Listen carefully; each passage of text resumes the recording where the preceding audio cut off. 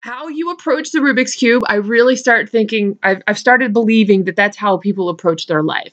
Well, if they'll put it, they'll go through it, and get maybe one side taken care of, and that's all in order, but the rest of it's messy, and then they just put it down and say, forget it.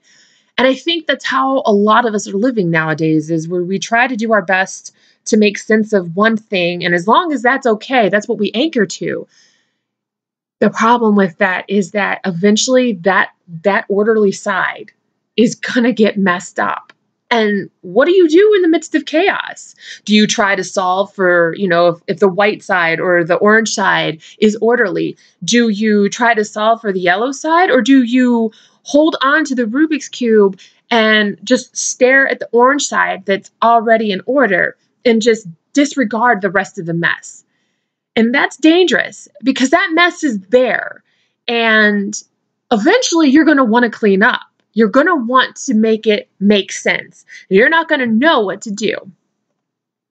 So that's one of the things that I found from the Rubik's Cube. The other thing is that after it's solved, I had that feeling where I was just looking at a squirrel. See, I'm like my dog. I'm like, squirrel. Anyway,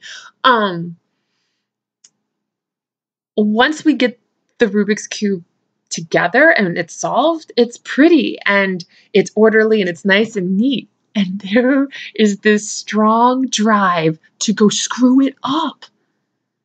That's beautiful. It is spiritually profound, and in a lot of my spiritual workshops and classes, just healing sessions, it comes back to everything spirals. How you feel sometimes you're like chasing your tail or you're going in circles.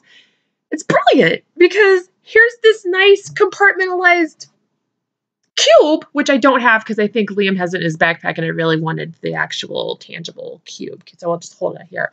So you have this nice orderly cube and you want to go screw it up, and maybe it's because we want to challenge ourselves to see, can we make it right again? Maybe it's a personal endeavor. I don't know. Maybe it's because you no longer resonate with neat and orderly and you need a little chaos. That's cool too. And the other thing is that even though we're given algorithms for the Rubik's Cube, so I went on the website, printed out the manual, and of course my son and everybody thinks that, it shows you exactly how to do it. There are so many ways that a Rubik's Cube can be solved. And that's brilliant. Brilliant, right? Because it doesn't matter if I solve for the white side or for the red side. If I follow the right algorithm, eventually I will get it solved. It might take a lot longer this time because I solved for a different color. Maybe the combination of colors was off. Maybe the next time that I solve it, after I've messed it up, it's going to take me 5 minutes, 5 seconds. You seriously have to watch these YouTube videos of these kids solving it, and it's insane. One hand, blindfolded, crazy. It's really crazy, but it's possible. And that's the cool thing, that this itty bitty toy that's so frustrating, it just proves to you that if you work with it and you keep at it, it's possible. It is possible to be solved.